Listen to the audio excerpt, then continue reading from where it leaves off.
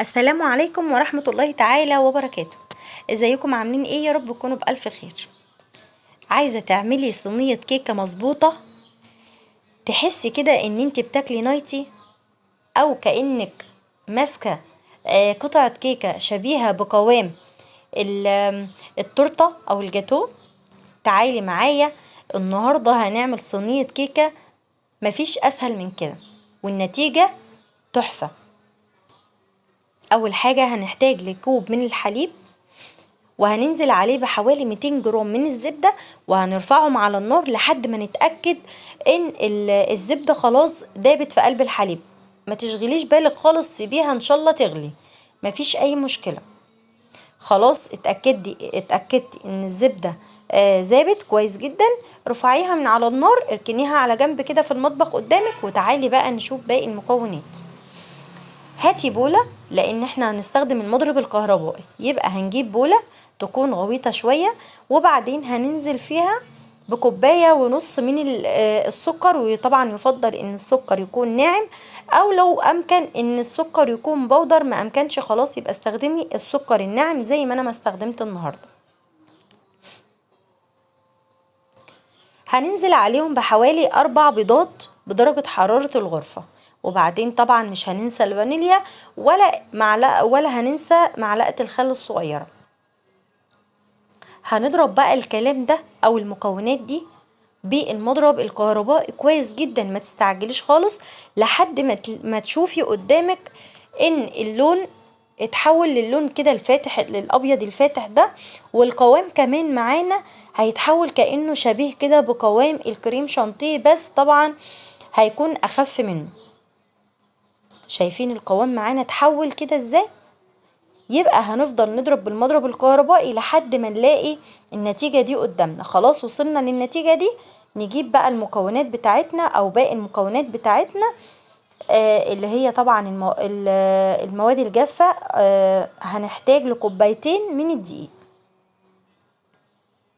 هننزل عليهم بمعلقة كبيرة من البيكنج باودر او كيس من البيكنج باودر، وكمان ما ننساش رشة الملح بتاعت كل الكيكات.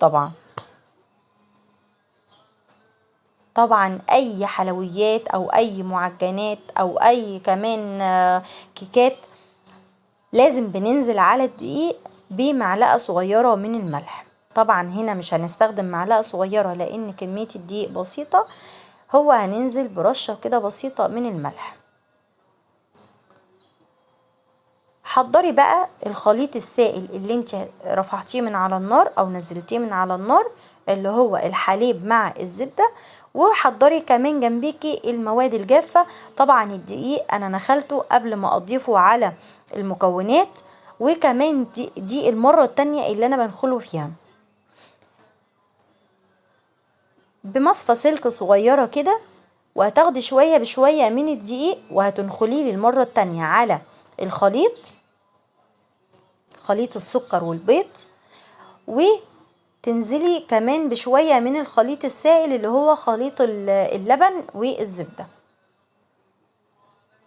وبالمضرب السلك، وهتقلبي بالراحة كده في اتجاه واحد، بحيث ان المكونات او بحيث ان احنا طبعا نحتفظ بالهواء اللي احنا دخلناه بالمضرب في قلب الخليط الاولاني. خلاص كده، طبعا هنفضل نعمل كده لحد ما المكونات كلها اللي احنا هنستخدمها تخلص معانا. خلاص كده المكونات الجافة مع المكونات السائلة خلصت معانا. هنضرب بقى بالمضرب السلك يكون بالراحة وفي اتجاه واحد زي ما قلتلك، علشان ما تخرجيش الهواء من العجينة. اتأكد بقى ان مفيش اي تكتلات، وبعدين هنجيب صينية الكيكات بتاعتنا. طبعا كل واحدة فينا عندها صينية كده مخصصة للكيك، بتدخلها الفرن، بتبقى ضامنة ان صينية الكيكة دي مش يعني لا بتحروق لها الكيكة ولا بتهبطها ولا اي حاجة. خلاص كده يعتبر الوصفة بتاعتنا خلاص كده خلصت. هندخلها الفرن على درجة حرارة 180. طبعا الصينية تكون متبطنة بالدقيق، هندهنها الأول برشة من الزيت أو السمنة بفرشة، ونبطنها بشوية من الدقيق. وبعدين الفرن كمان، ملحوظة ان الفرن لازم يكون شغال من قبل ما ندخل صينية الكيك.